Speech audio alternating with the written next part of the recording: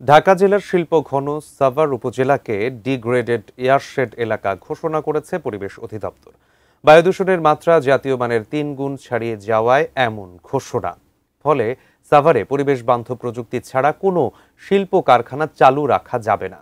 এ সিদ্ধান্তকে স্বাগত জানিয়েছেন স্থানীয় বাসিন্দারা। তারা চাইছেন নিয়মিত নজরদারি।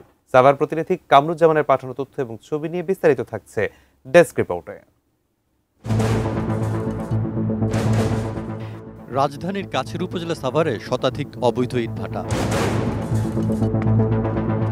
পরিবেশ অধিদপ্তরের তথ্য অনুযায়ী সাভারে ১৬০টি ইটভাটার মধ্যে মাত্র ২টি ভাটায় পরিবেশ বান্ধব প্রযুক্তি ব্যবহার করা হয়। অসংখ্য শিল্প কারখানা তো রয়েছে। এখানকার দূষিত বাতাস প্রবাহিত হয়ে ঢাকাসহ ঘনবসতিপূর্ণ জনজীবনকে আরও ঝুঁকির মুখে ফেলছে।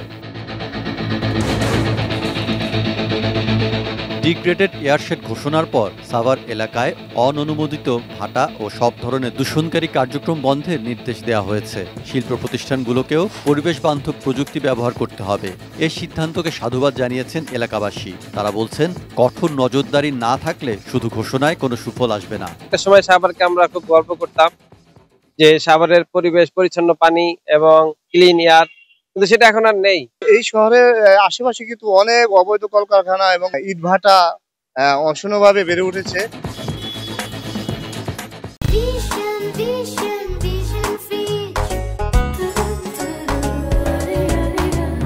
সাভারকে ডিগ্রেডেড এয়ারশেড ঘোষণা পরিবেশ রক্ষায় নতুন দিগন্ত খুলতে পারে। তবে কার্যকর বাস্তবায়ন ছাড়া এ উদ্যোগও কাগজে কলমে সীমাবদ্ধ থেকে যেতে পারে বলে শঙ্কা বিশেষজ্ঞের। সাভার অঞ্চলকে যদি আমরা সুন্দর রাখতে চাই, প্রথমত একটা মাস্টার প্ল্যান দরকার। দ্বিতীয়ত ডিউই যে আইন অনুশাসন আছে তা প্রতিপালনের জন্য আইনি প্রয়োগ দরকার। পরিবেশ অধিদপ্তর জানিয়েছে, দূষণ নিয়ন্ত্রণে কঠোর পদক্ষেপ নেওয়া হবে এবং ধাপে ধাপে আরও শিল্পাঞ্চল যুক্ত হবে এই তালিকায়। Saikat Dasgupta, desk report, ATN news.